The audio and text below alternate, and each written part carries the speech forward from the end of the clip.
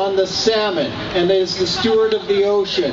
So it was a huge responsibility and honor to have that title, to be respected and welcomed into the First Nation communities. And I've been doing that work for over 20 years, including what I've been doing in Parliament as a Member of Parliament for Port Moody Coquitlam.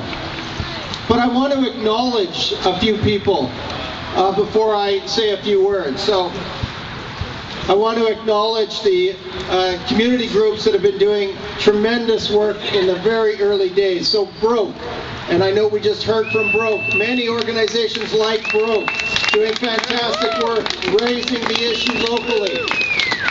I want to acknowledge the City of Burnaby. I believe you'll hear from the City of Burnaby. Mayor Derek Corrigan has taken a strong lead in his council. I know Councillor Sav Dhaliwal is here. They've taken a strong stand. They've raised the level around all municipalities.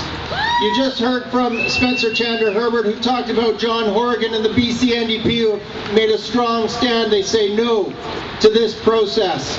This is a sham of a process. I want to also acknowledge my colleague, Kennedy Stewart in Burnaby,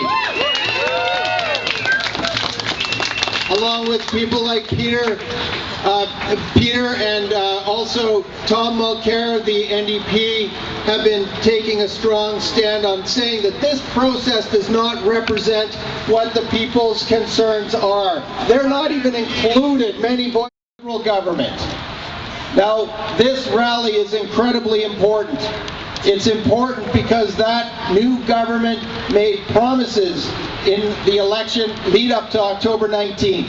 They made many promises, and now it's time to deliver on those promises. Yeah. And this rally, like many others that are happening around the Lower Mainland, are sending a strong message to that new government that you need to make good on those promises. They made a promise that this NEB process needed to be fixed. They made a promise that the public oversight was not there, needed to be included. They made a promise to include First Nations. Rights and title need to be recognized. They made a promise that climate change would be included in the impacts of all major energy projects like this one. Well, now it's time to make good on those promises. And you need to remind that government and those Liberal MPs that they need to say no. They need to make changes. They cannot let this process continue as it is. You need to be loud and strong, and as been said, united. They're saying that.